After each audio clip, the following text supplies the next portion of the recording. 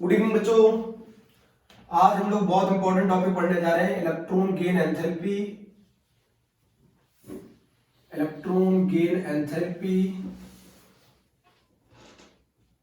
Enthalpy का मतलब energy होता है ना। आज हम लोग इलेक्ट्रॉन गेन एंथैल्पी पढ़ने जा रहे हैं। बच्चों क्या होता है समझो, किसी भी आइसोलेटेड गैसियस एटम के द्वारा इलेक्ट्रॉन को गेन करने के बाद एनायन में कन्वर्ट हो जाने पर जो एनर्जी रिलीज करती है उसी को इलेक्ट्रॉन गेन एंथैल्पी कहते हैं।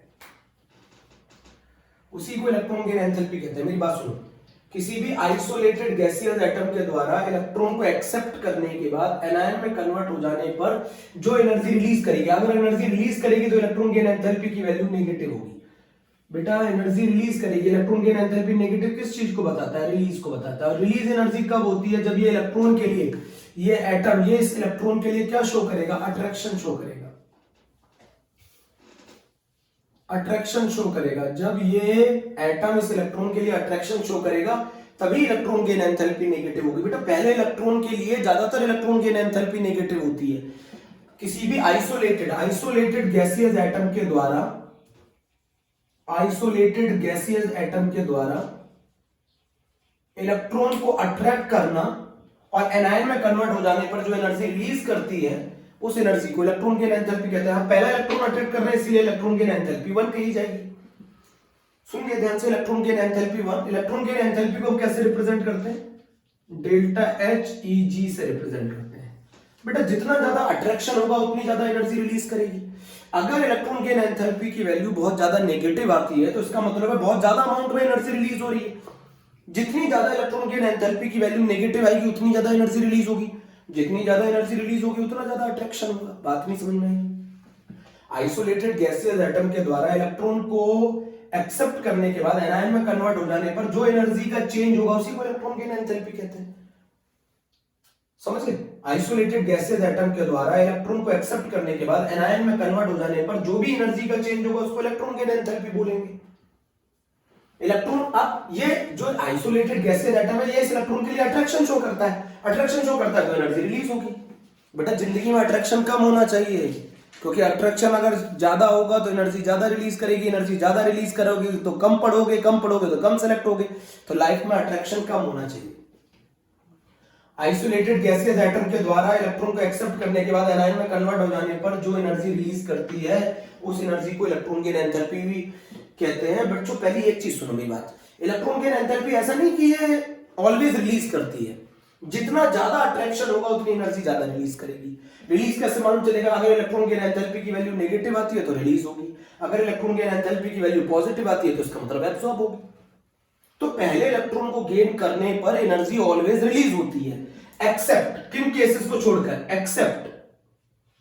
एक्सेप्ट इन केसेस में इलेक्ट्रॉन गेन एंथैल्पी 1 पॉजिटिव होती है। जो मैं केसेस लिख रहा हूं इन केसेस में इलेक्ट्रॉन गेन एंथैल्पी 1 पॉजिटिव होती है। बाकी सभी केसेस में इलेक्ट्रॉन गेन एंथैल्पी नेगेटिव होती है। पहले इलेक्ट्रॉन के लिए सभी अट्रैक्शन शो करते हैं, इनको छोड़कर। कौन कौन है? Helium, neon, argon, krypton, xenon, radon. इसके अलावा बेरिलियम, मैग्नीशियम, नाइट्रोजन, इन सबको छोड़कर बाकी सभी के लिए इलेक्ट्रॉन गेन एंथैल्पी 1 नेगेटिव होती है। इन सभी के लिए इलेक्ट्रॉन गेन एंथैल्पी 1 पॉजिटिव होती है। इन सभी के लिए इंपॉर्टेंट पॉइंट है बच्चों, इन सभी के लिए इलेक्ट्रॉन गेन एंथैल्पी 1 पॉजिटिव होती है। तो मैं आपको बताना क्या चाहता हूं कि किसी भी आइसोलेटेड कोई इलेक्ट्रॉन गेन एंथैल्पी 1 का मतलब है पहले इलेक्ट्रॉन को अट्रैक्ट करना। तो पहले इलेक्ट्रॉन को अट्रैक्ट करने में एनर्जी ऑलवेज रिलीज होती है। इन केसेस को छोड़कर, इन केसेस को छोड़कर बाकी सब केसेस में electron gain enthalpy 1 always negative होती है। नेगेटिव का मतलब रिलीज है, रिलीज का मतलब इतनी एनर्जी रिलीज होती है जब एक इलेक्ट्रॉन के, अच्छा ये रिलीज क्यों होती है? क्योंकि आइसोलेटेड गैसियस एटम इस इलेक्ट्रॉन के लिए अट्रैक्शन शो करता है। जितना ज्यादा अट्रैक्शन शो करेगा उतनी एनर्जी रिलीज होगी, जितनी एनर्जी रिलीज होगी उतनी वैल्यू नेगेटिव आएगी। समझ रहे हैं ना? तो पहले इलेक्ट्रॉन को गेन करने पर एनर्जी रिलीज होती है, इन केसेस को छोड़कर। इनके केसेस में एब्जॉर्ब होती है, इनके केसेस में एब्जॉर्ब होती है, इनके केसेस में एब्जॉर्ब होती है, इन केसेस को छोड़कर। ये वेरी इंपॉर्टेंट है बच्चों, इन केसेस को छोड़कर, इन सभी केसेस को छोड़कर सभी केसेस में इलेक्ट्रॉन गेन एंथैल्पी 1 नेगेटिव होती है। पहले इलेक्ट्रॉन के लिए सभी अट्रैक्शन शो करते हैं, इनको छोड़कर। जितना अट्रैक्शन शो करेंगे उतनी एनर्जी रिलीज होगी। मेरी बात सुन रहे? आइसोलेटेड क्यों लेते हैं? क्योंकि बेटा अगर आपने कंबाइंड स्टेट में ले लिया, आपने अकेला एटम नहीं लिया, तो अदर एटम्स की भी फोर्सेस उसको इन्फ्लुएंस करेंगी। भाई इलेक्ट्रॉन एक्सेप्ट करने पर, एक आइसोलेटेड गैसियस एटम के द्वारा इलेक्ट्रॉन को एक्सेप्ट करने पर, एनायन में कन्वर्ट हो जाने पर जो भी एनर्जी का चेंज होता है उसे इलेक्ट्रॉन गेन एंथैल्पी कहते हैं। अगर अट्रैक्शन होगा तो एनर्जी रिलीज होगी, अगर रिपल्शन होगा तो एनर्जी एब्जॉर्ब होगी। समझ गए मेरी बात? इतनी बात पहले लिख लो। अच्छा बताओ, इलेक्ट्रॉन गेन एंथैल्पी 2 बच्चों, इलेक्ट्रॉन गेन एंथैल्पी 2 बता रहा हूं मैं। इलेक्ट्रॉन गेन एंथैल्पी 2 मतलब दूसरा इलेक्ट्रॉन गेन कर रहे हैं X-2 गैस में। बच्चों ये प्रोसेस ऑलवेज एंडोथर्मिक होता है, ये प्रोसेस ऑलवेज एंडोथर्मिक होता है, ये प्रोसेस ऑलवेज एंडोथर्मिक होता है। X minus gas plus 1 electron changes into X-2 gas, electron gain enthalpy always positive होती है इनके लिए। बच्चों कॉमन सी बात है, आप किसी रिश्तेदार के घर गए, वहां उसके घर में आपके लिए बड़ा अच्छा खाना बना था, आपने भरपेट खाना खा लिया, फिर आप बाहर निकले तो आपको एक दूसरे रिश्तेदार ने पकड़ लिया, आपके दूसरे रिश्तेदार ने, रिलेटिव ने पकड़ लिया, वो भी आपको खाना खिलाना चाहते हैं, बट आपका पेट तो क्या कर चुका है? भर चुका है। जब पेट भर चुका है तो आप क्या करोगे? उसे रोकोगे? नहीं समझे आप? रिपल्शन, यहां पर ये नेगेटिव चार्ज है, नेगेटिव चार्ज है, इसका पेट भर चुका है, एक इलेक्ट्रॉन आप इसको गेन करा रहे हो, तो ये नेगेटिव नेगेटिव एक दूसरे को क्या करेंगे? रिपल्शन करेंगे। जब रिपल्शन करेंगे तो ये जो है X माइनस गैस, ये इलेक्ट्रॉन को गेन नहीं करना चाहता है, तो आपको जबरदस्ती करनी पड़ेगी इसको इलेक्ट्रॉन गेन कराने में, और जबरदस्ती करनी पड़ेगी मतलब आपको एनर्जी देनी पड़ेगी। ये यूनिवर्सल ट्रुथ है, ये यूनिवर्सल ट्रुथ है, ये यूनिवर्सल ट्रुथ है।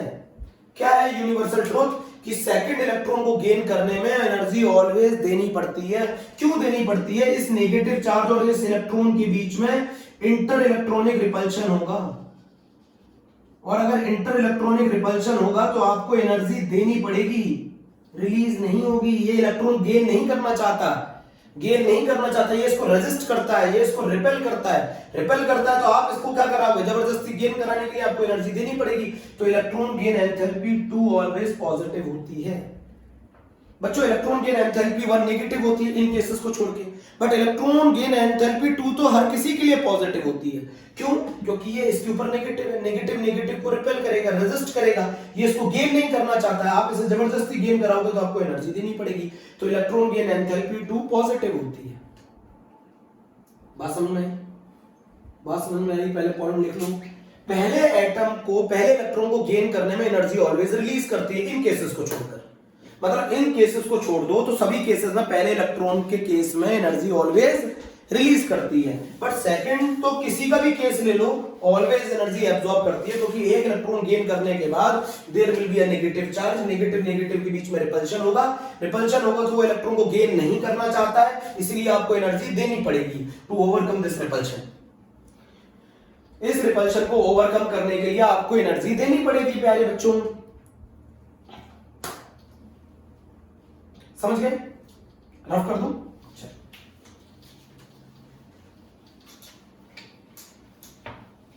बच्चों जितना ज्यादा इलेक्ट्रॉन के लिए अट्रैक्शन होगा उतनी एनर्जी ज्यादा रिलीज होगी, जितना इलेक्ट्रॉन के लिए रिपल्शन होगा उतनी एनर्जी एब्जॉर्ब होगी। मेरी बात समझ रहे हो? इलेक्ट्रॉन लेना नहीं चाहते, जैसे एक क्वेश्चन करा रहा हूं, जैसे एक क्वेश्चन कराता हूं, समझिए आप, है ना? ऑक्सीजन का प्लस इलेक्ट्रॉन O माइनस में कन्वर्ट होता है, तो इस केस में जो इलेक्ट्रॉन गेन एंथैल्पी 1 होती है वो होती है माइनस के 141 किलोजूल पर मोल। बेटा ये इलेक्ट्रॉन गेन एंथैल्पी एक एनर्जी है, इसकी यूनिट किलोजूल पर मोल होती है। समझ रहे हो मेरी बात? O plus 1 electron changes into O minus. बच्चों O minus plus 1 electron changes into O minus 2, इसमें बहुत ज्यादा एनर्जी एब्जॉर्ब होती है। Delta H Eg2 is plus के 788 किलोजूल पर मोल। बच्चों ये कहानी कैसी है? आपके घर में आपके मौसी का लड़का आया, तो आप उसके लिए शुरुआत में अट्रैक्शन शो करोगे, बहुत दिनों बाद आया है, बहुत दिनों बाद आया, अट्रैक्शन शो करोगे, अट्रैक्शन शो करोगे तो एनर्जी रिलीज करेगी। बट कुछ दिनों के बाद वो आपकी पढ़ाई को डिस्टर्ब करेगा। जब वो आपकी पढ़ाई को डिस्टर्ब करेगा, अब चाचा का लड़का भी कह रहा है मैं भी घर आऊंगा, भाई पहले मौसी का लड़का आया, आपने अट्रैक्शन शो किया तो एनर्जी रिलीज हुई। अब आपको कुछ दिनों के बाद वो आपकी पढ़ाई डिस्टर्ब होने लगी। अब आपका चाचा का लड़का और कह रहा है कि मैं भी घर आऊंगा, चाचा का लड़का कह रहा है मैं भी घर आऊंगा, तो आप कहोगे अपने मम्मी पापा से कि इसको रोको, इसको मना करो, क्योंकि मेरी पहले से पढ़ाई खराब हो रखी है और खराब हो जाएगी। तो ये बिल्कुल भी इंटरेस्टेड नहीं है इसको क्या करने में, अट्रैक्ट करने में। तो there will be a repulsion, इसके ऊपर नेगेटिव चार्ज है और इलेक्ट्रॉन के बीच में नेगेटिव चार्ज है, इन दोनों के बीच में क्या होगा, रिपल्शन होगा। रिपल्शन होगा तो ये इस इलेक्ट्रॉन को गेन नहीं करना चाहता। जब इस इलेक्ट्रॉन को गेन नहीं करना चाहता है तो सेकंड इलेक्ट्रॉन को गेन कराने में आपको एनर्जी देनी पड़ेगी। ये एंडोथर्मिक है, प्लस का साइन का मतलब क्या होता है, एंडोथर्मिक है। तो बताओ बच्चों, तो अब जरा सोचो, O से O-2 में कन्वर्ट करना है, O से O-2 अगर आपको बनाना है तो इलेक्ट्रॉन गेन एंथैल्पी टोटल कितनी आएगी, बताओ टोटल कितनी आएगी, डेल्टा H Eg टोटल कितना है, टोटल करोगे तो बताओ कितना आएगा, प्लस का 647 किलो जूल पर मोल आएगा। मतलब प्लस का आ रहा है, इसका मतलब ओवरऑल प्रोसेस एंडोथर्मिक है। कहने का मतलब है O से O-2 बनाना एक एंडोथर्मिक प्रोसेस है। डेल्टा H Eg की वैल्यू कितनी आ रही है, प्लस के 647, मतलब O से O-2 बनाना कैसा प्रोसेस है, एंडोथर्मिक है। बताओ कैसे। बच्चों पहले वाले में जितनी एनर्जी रिलीज की थी उससे कहीं ज्यादा एनर्जी एब्जॉर्ब करनी पड़ी अगले वाले केस में, तो नेट टोटल भी पॉजिटिव आया, जिसकी वजह से हम समझ गए O से O-2 को बनाना हाईली एंडोथर्मिक प्रोसेस है। बच्चा जब पहला इलेक्ट्रॉन गेन किया O- में कन्वर्ट हुआ तो electron gain enthalpy -141 kilo joule per mole है। जब दूसरा इलेक्ट्रॉन गेन किया तो उसमें काफी अमाउंट में एनर्जी देनी पड़ी, तो ओवरऑल O से O-2 बनाने में टोटल एनर्जी का चेंज कितना आया, इतना आया, दोनों को ऐड कर दिए 647, तो ये प्लस में आ रहा है। तो O से O-2 बनाना एक एंडोथर्मिक प्रोसेस है, O से O-2 बनाना एक एंडोथर्मिक प्रोसेस है, O से O-2 बनाना एक एंडोथर्मिक प्रोसेस है, समझ गए। O से O-2 बनाना एक एंडोथर्मिक प्रोसेस है। बहुत इंपॉर्टेंट क्वेश्चन है, एनसीईआरटी का एंड एक्सरसाइज का क्वेश्चन भी है। O से O-2 बनाना एक एंडोथर्मिक प्रोसेस है। बच्चा कहता है सर पहले इलेक्ट्रॉन को गेन करने में तो एनर्जी रिलीज हो रही है, बट बेटा सेकंड इलेक्ट्रॉन को गेन करने में हमें एनर्जी देनी पड़ रही है, और वो इतनी देनी पड़ रही है कि जो नेट एनर्जी आ रही है वो भी नेट जो आ रही है वो एंडोथर्मिक आ रही है। तो टोटल प्रोसेस एंडोथर्मिक हो गया ना, बोलो, टोटल प्रोसेस एंडोथर्मिक हो गया। नहीं समझे, अरे भैया पहले वाले में एनर्जी रिलीज कर रही है बट दूसरे वाले में कहीं ज्यादा अमाउंट में एनर्जी देनी पड़ रही है, तो जो नेट एनर्जी आ रही है वो देनी पड़ रही है, तो एंडोथर्मिक हो गया, प्रोसेस एंडोथर्मिक हो गया, समझ गए। अब बच्चों कहीं कहीं किताबों में लिखा हुआ है इलेक्ट्रॉन गेन एंथैल्पी और इलेक्ट्रॉन अफिनिटी में क्या डिफरेंस है, साइन का डिफरेंस है। अगर इलेक्ट्रॉन गेन एंथैल्पी नेगेटिव है तो ये पॉजिटिव होगी। ये नेगेटिव क्या बताती है, इलेक्ट्रॉन गेन एंथैल्पी अट्रैक्शन को बताती है। तो अगर इलेक्ट्रॉन गेन एंथैल्पी नेगेटिव है तो इलेक्ट्रॉन अफिनिटी पॉजिटिव होगी, और अगर इलेक्ट्रॉन गेन एंथैल्पी पॉजिटिव है तो इलेक्ट्रॉन अफिनिटी नेगेटिव होगी। पॉजिटिव किसको बताता है, रिपल्शन को बताता है, हाई रिपल्शन को बताता है। ये बिल्कुल भी गेन नहीं करना चाहते इलेक्ट्रॉन, हाई रिपल्शन को बताता है। सुन लिया, electron gain enthalpy electron affinity में साइन का डिफरेंस है। अच्छा एक रिलेशन दे रखा है एनसीईआरटी में, एक एनसीईआरटी में रिलेशन दे रखा है इलेक्ट्रॉन गेन एंथैल्पी बराबर माइनस का इलेक्ट्रॉन अफिनिटी माइनस का 5/2 RT। इसका मतलब है जो इलेक्ट्रॉन गेन एंथैल्पी है वो इलेक्ट्रॉन अफिनिटी से 5/2 RT टाइम्स ज्यादा है।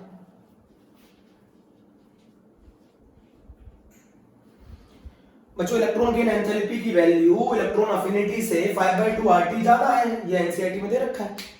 इलेक्ट्रॉन गेन एंथैल्पी की जो वैल्यू है वो इलेक्ट्रॉन अफिनिटी से 5/2 RT टाइम्स ज्यादा है। अच्छा एक चीज समझो, अगर मैं रूम टेम्परेचर ले लूं, रूम टेम्परेचर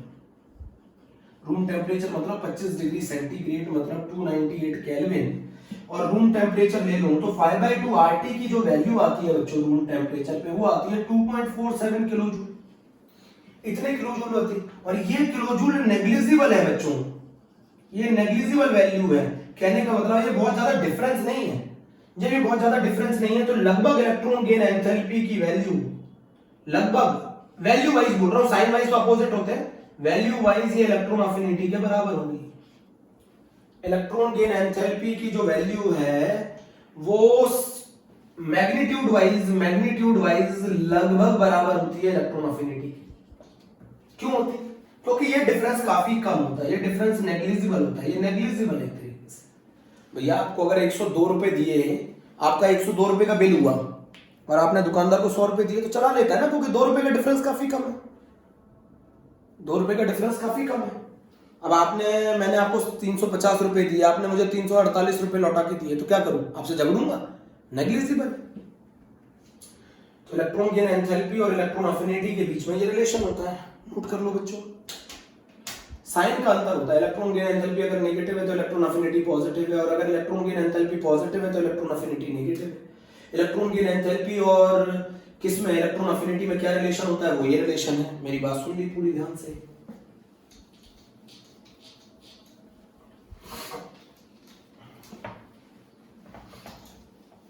अब मेरे बच्चों एक चीज सुनो, मेरे को ये बताओ, अब फैक्टर्स अफेक्टिंग, यहां मैं लिख रहा हूं factors affecting electron gain enthalpy. तो सबसे पहला फैक्टर आता है Z effective, effective nuclear charge. तो इलेक्ट्रॉन गेन एंथैल्पी की वैल्यू जेड इफेक्टिव के डायरेक्टली प्रोपोर्शनल है। जितना ज्यादा जेड इफेक्टिव होगा उतना ज्यादा अट्रैक्शन होगा, जितना ज्यादा अट्रैक्शन होगा उतना इलेक्ट्रॉन गेन एंथैल्पी की वैल्यू नेगेटिव आएगी। तो इलेक्ट्रॉन गेन एंथैल्पी की वैल्यू जेड इफेक्टिव के साथ बढ़ती है। जेड इफेक्टिव वाला कांसेप्ट जो लगाते हैं हम लोग, ये पीरियड में लगाते हैं। जेड इफेक्टिव पीरियड में लगाते हैं, मतलब अगर हम लेफ्ट टू राइट जाते हैं तो जेड इफेक्टिव बढ़ता है, जेड इफेक्टिव बढ़ता है तो अट्रैक्शन बढ़ता है, और अगर अट्रैक्शन बढ़ेगा तो एनर्जी ज्यादा रिलीज करेगी, तो इलेक्ट्रॉन गेन एंथैल्पी की वैल्यू मोर नेगेटिव आएगी। पहला फैक्टर हो गया हमारा जेड इफेक्टिव। तो जेड इफेक्टिव वाला फैक्टर हम कहां लगाते हैं? पीरियड में। पीरियड में मतलब लेफ्ट टू राइट लगाते हैं, तो इलेक्ट्रॉन गेन एंथैल्पी की वैल्यू डायरेक्टली प्रोपोर्शनल होती है जेड इफेक्टिव के। अच्छा, सेकंड फैक्टर क्या है? सेकंड फैक्टर है साइज। इलेक्ट्रॉन गेन एंथैल्पी की जो वैल्यू है वो इनवर्सली प्रोपोर्शनल होती है साइज के। साइज का ये वाला जो कंसेप्ट है ये हम कहां लगाते हैं? ग्रुप में। साइज बढ़ेगा, साइज बढ़ेगा, साइज बढ़ेगा, साइज बढ़ेगा तो अट्रैक्शन कम होगा, साइज बढ़ेगा तो अट्रैक्शन कम होगा, अट्रैक्शन कम होगा तो एनर्जी कम रिलीज होगी, एनर्जी कम रिलीज होगी। साइज अगर ज्यादा होगा तो अट्रैक्शन कम होगा, अट्रैक्शन कम होगा तो एनर्जी कम रिलीज होगी, एनर्जी कम रिलीज होगी तो इलेक्ट्रॉन गेन एंथैल्पी की वैल्यू कम होगी। तो factors affecting electron gain enthalpy में एक फैक्टर है जेड इफेक्टिव, एक फैक्टर है साइज। तो साइज अगर आप बढ़ाओगे तो अट्रैक्शन कम होगा, न्यूक्लियस से दूरी बढ़ेगी, दूरी बढ़ेगी तो अट्रैक्शन कम होगा, अट्रैक्शन कम होगा तो एनर्जी कम रिलीज होगी, एनर्जी अगर कम रिलीज होगी तो इलेक्ट्रॉन गेन एंथैल्पी की वैल्यू कम होगी। कितने फैक्टर हो गए? 2।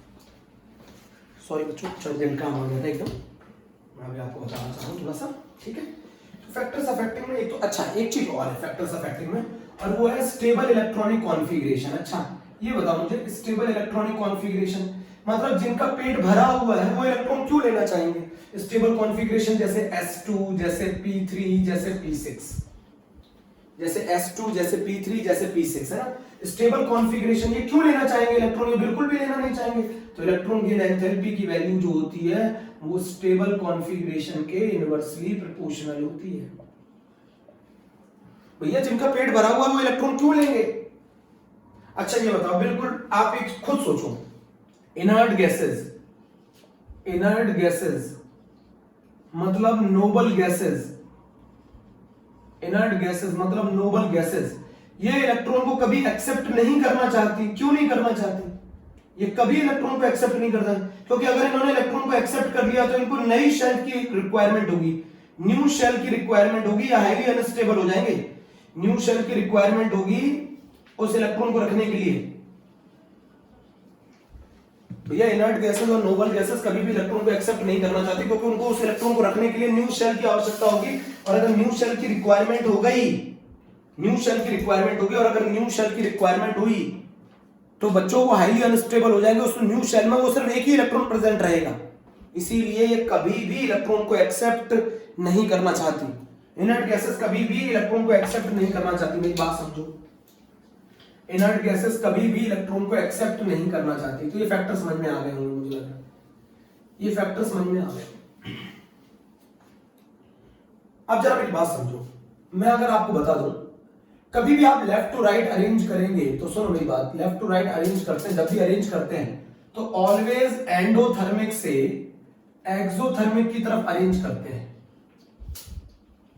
एंडोथर्मिक से एक्सोथर्मिक की तरफ अरेंज करते हैं। एक्सोथर्मिक का एंडोथर्मिक का मतलब क्या है, जहां इलेक्ट्रॉन गेन एंथैल्पी पॉजिटिव होगी। एक्सोथर्मिक का मतलब है जहां इलेक्ट्रॉन गेन एंथैल्पी नेगेटिव होगी। मैं कौन सी इलेक्ट्रॉन गेन एंथैल्पी की बात कर रहा हूं, 1 की।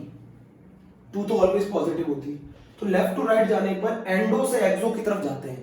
एंडोथर्मिक मतलब पहले उनको लिखते हैं जिनके लिए इलेक्ट्रॉन गेन एंथैल्पी की वैल्यू पॉजिटिव होती है, और जितना हम राइट में जाएंगे उसके लिए लिखते जाएंगे जिसके लिए इलेक्ट्रॉन गेन एंथैल्पी की वैल्यू नेगेटिव होगी।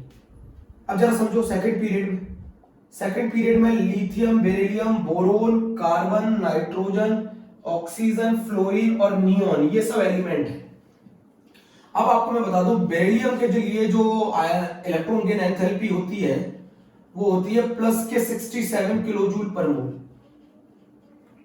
नाइट्रोजन के लिए होती है इलेक्ट्रॉन गेन एंथैल्पी प्लस के 31 किलोजूल पर मोल। नियोन के लिए जो इलेक्ट्रॉन गेन एंथैल्पी होती है प्लस में बेटा वो होती है 116 किलोजूल पर मोल। तो सबसे ज्यादा पॉजिटिव किसके लिए है, सबसे ज्यादा पॉजिटिव किसके लिए है, सबसे ज्यादा पॉजिटिव किसके लिए है, सबसे ज्यादा पॉजिटिव है नियोन के लिए। मतलब नियोन किसी भी हालत में इलेक्ट्रॉन एक्सेप्ट नहीं कर सकता। तो सबसे पहले लिखा जाएगा नियोन, सेकंड नंबर पे लिखा जाएगा बेरिलियम, थर्ड नंबर पे लिखा जाएगा नाइट्रोजन। अब इन तीन को छोड़ के लेफ्ट टू राइट जाओगे, इन तीन को छोड़ दो, हटा दिया, इन तीन की इलेक्ट्रॉन गेन एंथैल्पी पॉजिटिव है, बाकी सभी की नेगेटिव है। तो जितना ज्यादा लेफ्ट टू राइट जाओगे, अब इन तीनों को हटा दिया, लेफ्ट टू राइट जाओगे जेड इफेक्टिव बढ़ेगा, जेड इफेक्टिव बढ़ेगा, इलेक्ट्रॉन गेन एंथैल्पी की वैल्यू बढ़ेगी, मतलब मोर नेगेटिव होगी। तो इसके बाद क्या कहानी आ जाएगी, lithium, boron, carbon, oxygen, fluorine, ये ऑर्डर होगा। ऑक्सीजन की इलेक्ट्रॉन गेन एंथैल्पी होती है माइनस के 141 किलोजूल पर मोल, फ्लोरीन की होती है माइनस के 328 किलोजूल पर मोल। अगर आपको वैल्यू वाइज देखनी है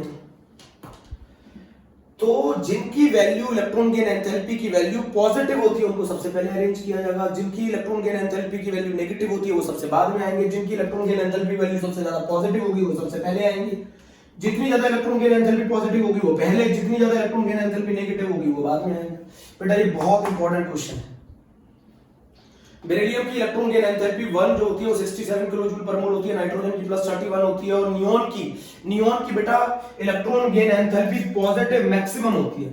पूरे पीरियोडिक टेबल में अगर किसी की इलेक्ट्रॉन गेन एंथैल्पी पॉजिटिव में सबसे ज्यादा होती है तो वो नियोन की होती है। पूरे पीरियोडिक टेबल में अगर किसी की इलेक्ट्रॉन गेन एंथैल्पी सबसे ज्यादा पॉजिटिव है तो वो नियोन है। नियोन की पूरे पीरियोडिक टेबल के अंदर सबसे ज्यादा इलेक्ट्रॉन गेन एंथैल्पी पॉजिटिव है। पूरे पीरियोडिक टेबल में सबसे ज्यादा electron gain enthalpy positive neon की है, सबसे ज्यादा electron gain enthalpy positive neon की है।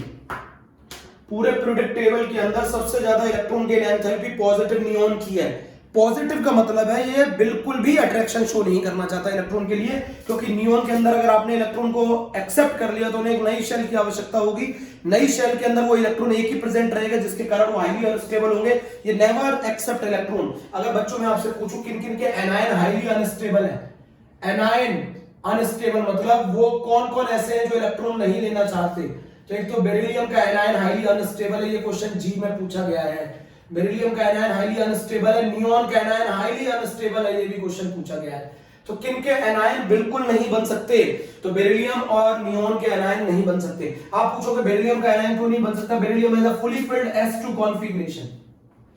बेरिलियम का फुली फिल्ड s2 कॉन्फ़िगरेशन होता है, बिल्कुल भी इंटरेस्टेड नहीं है इलेक्ट्रॉन को गेन करने में। तो मैंने आपको तरीका बताया कि कभी भी अगर आपको अरेंज करना हो तो एंडो से एक्सो की तरफ अरेंज करा जाता है। एंडो से एक्सो की तरफ अरेंज किया जाता है। जब भी हम लेफ्ट टू राइट जाएंगे सबसे पहले उनको लिखा जाता है जिनकी electron gain enthalpy ID positive है, और जितना ज्यादा हम राइट में जाएंगे उतनी इलेक्ट्रॉन गेन एंथैल्पी नेगेटिव है। इन तीनों को निकालने के बाद सभी की इलेक्ट्रॉन गेन एंथैल्पी नेगेटिव है। इन तीनों को अगर मैं निकाल लूं तो सभी की इलेक्ट्रॉन गेन एंथैल्पी नेगेटिव है। जितना ज्यादा लेफ्ट टू राइट जाओगे जेड इफेक्टिव बढ़ेगा, जेड इफेक्टिव बढ़ेगा, फोर्स ऑफ अट्रैक्शन बढ़ेगा, फोर्स ऑफ अट्रैक्शन बढ़ेगा तो इलेक्ट्रॉन के लिए अट्रैक्शन बढ़ेगा, इलेक्ट्रॉन के लिए अट्रैक्शन बढ़ेगा तो एनर्जी ज्यादा रिलीज होगी, एनर्जी ज्यादा रिलीज होगी। तो किनके एनायन बिल्कुल नहीं बन सकते? बेरिलियम का एनायन नहीं बन सकता, नियोन का एनायन नहीं बन सकता। बच्चों इस बात को लिख लो। पूरे पीरियोडिक टेबल के अंदर सबसे ज्यादा इलेक्ट्रॉन गेन एंथैल्पी पॉजिटिव किसकी होती है? नियोन की होती है। पूरे पीरियोडिक टेबल में सबसे ज्यादा इलेक्ट्रॉन गेन एंथैल्पी पॉजिटिव किसकी होती है? नियोन की होती है।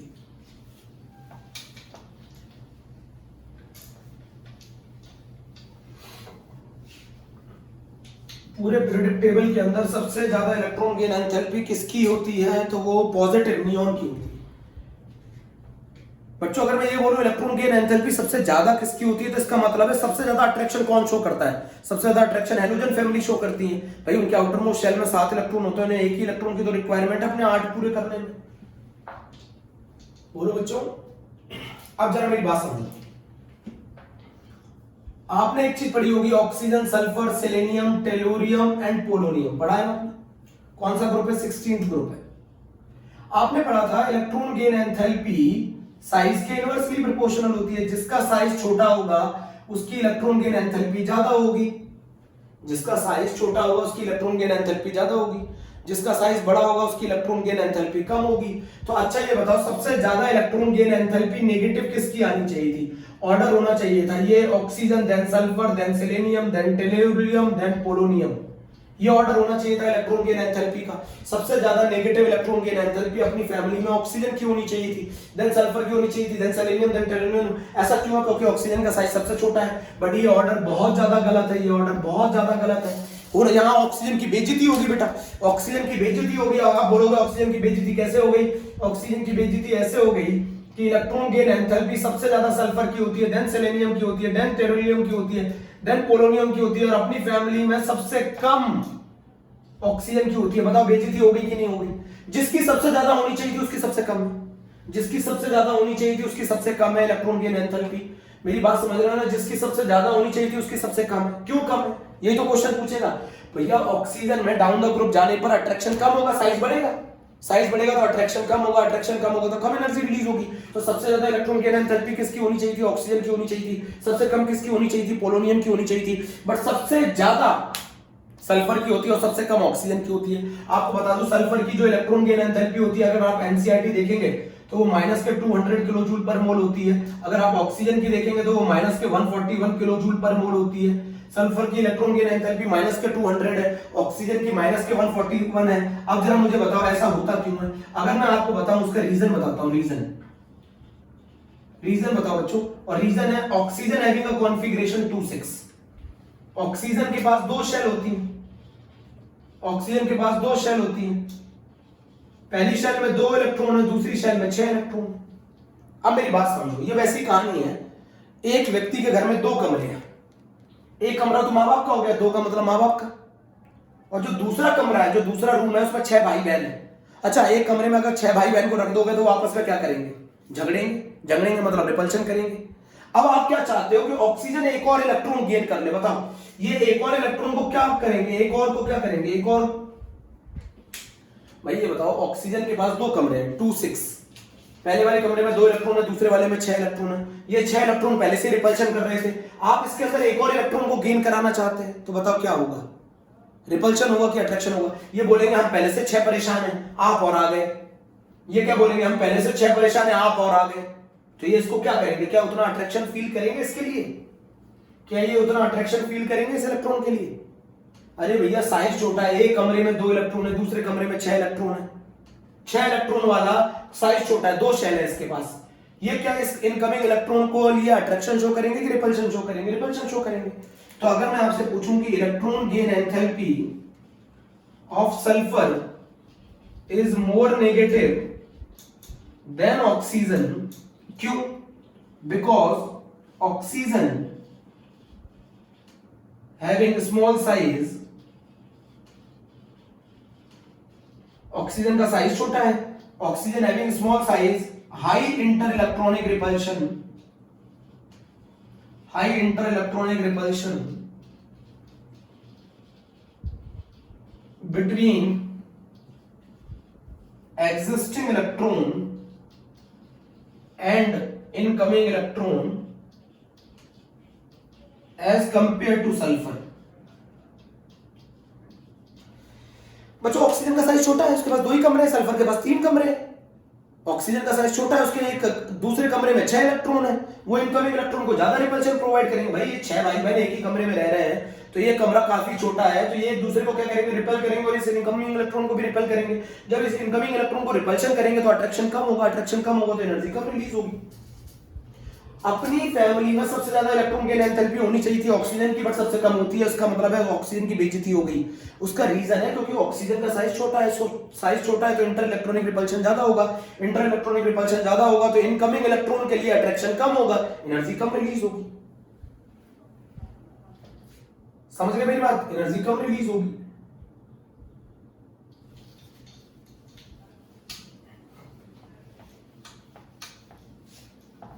एनर्जी कम रिलीज होगी बच्चों, बहुत इंपॉर्टेंट क्वेश्चन था, बहुत ज्यादा।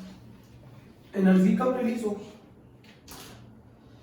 अगर मैं बात करूं किसकी बच्चों, अगर मैं बात करूं हैलोजेंस की, फ्लोरीन, क्लोरीन, ब्रोमीन, आयोडीन, तो सबसे ज्यादा किसकी होनी चाहिए थी? इलेक्ट्रॉन गेन एंथैल्पी सबसे ज्यादा किसकी होनी चाहिए थी? इलेक्ट्रॉन गेन एंथैल्पी सबसे ज्यादा होनी चाहिए थी फ्लोरीन की, देन क्लोरीन की, देन ब्रोमीन की, देन आयोडीन की, ये होनी चाहिए थी। बढ़िया ऑर्डर गलत है। इलेक्ट्रॉन गेन एंथैल्पी सबसे ज्यादा किसकी होती है? सबसे ज्यादा होती है क्लोरीन की, देन फ्लोरीन की, देन ब्रोमीन की, देन आयोडीन की। अच्छा क्लोरीन की कितनी होती है? माइनस के 349 किलो जूल पर मोल होती है। माइनस तो सिर्फ रिलीज बताता है। फ्लोरीन की कितनी होती है? माइनस के 328 किलो जूल पर मोल होती है। क्या रीजन है? क्या रीजन है? वही रीजन है सेम। क्या रीजन है? रीजन बोलो। फ्लोरीन का साइज छोटा है, फ्लोरीन का साइज छोटा है, फ्लोरीन है स्मॉल साइज, स्मॉल साइज है, हाई इंटर इलेक्ट्रॉनिक रिपल्शन है, हाई इंटर इलेक्ट्रॉनिक रिपल्शन है किसके बीच में? Between existing electron and incoming electron, जिसके कारण जितनी एनर्जी रिलीज होनी चाहिए थी उतनी एनर्जी रिलीज नहीं हुई, कम हुई। तो इलेक्ट्रॉन गेन एंथैल्पी सबसे ज्यादा क्लोरीन की, देन फ्लोरीन की, देन ब्रोमीन की, देन आयोडीन की। बच्चों रीजन है फ्लोरीन का साइज छोटा है, हाई इंटर इलेक्ट्रॉनिक रिपल्शन है between existing electron and incoming electron, जिसकी वजह से उतनी एनर्जी रिलीज नहीं हो पाती जितनी होनी चाहिए थी। अब जरा मेरी बात समझो। अगर मैं आपको दे दूं ऑक्सीजन, सल्फर, फ्लोरीन, क्लोरीन, वैसे तो आपको वैल्यू वाइज याद है। क्लोरीन की इलेक्ट्रॉन गेन एंथैल्पी होती है माइनस के 349 किलो जूल पर मोल, फ्लोरीन की होती है माइनस के 328, सल्फर की होती है माइनस के 200, ऑक्सीजन की होती है माइनस के 141। तो बताओ सबसे ज्यादा इलेक्ट्रॉन गेन एंथैल्पी क्लोरीन की, देन फ्लोरीन की, देन सल्फर की, देन ऑक्सीजन की। क्लोरीन की, देन फ्लोरीन की, देन सल्फर की, देन ऑक्सीजन की। अच्छा ये बताओ इलेक्ट्रॉन गेन एंथैल्पी नेगेटिव में पूरे पीरियोडिक टेबल में मैक्सिमम किसकी होती है? सबसे ज्यादा इलेक्ट्रॉन के लिए अट्रैक्शन कौन रखता है? क्लोरीन रखता है। पूरे पीरियोडिक टेबल में सबसे ज्यादा इलेक्ट्रॉन के लिए अट्रैक्शन कौन रखता है? क्लोरीन रखता है। पूरे पीरियोडिक टेबल में सबसे ज्यादा इलेक्ट्रॉन के लिए अट्रैक्शन कौन रखता है? क्लोरीन रखता है। फ्लोरीन का साइज छोटा है, इंटर इलेक्ट्रॉनिक रिपल्शन है between existing electron and incoming electron. तो पूरे पीरियोडिक टेबल में सबसे ज्यादा नेगेटिव इलेक्ट्रॉन गेन एंथैल्पी किसकी होती है? क्लोरीन की। पूरे पीरियोडिक टेबल में सबसे ज्यादा पॉजिटिव इलेक्ट्रॉन गेन एंथैल्पी किसकी होती है? नियोन की। अब आप अपनी एनसीईआरटी पढ़ना, अब आप अपनी एनसीईआरटी पढ़ना बच्चों। और यहां पर electron gain enthalpy topic complete हो गया बच्चों। यहां पर electron gain enthalpy topic complete हो गया, पूरा नोट कर दिया बच्चों। सबसे ज्यादा electron gain enthalpy negative chlorine की होती है।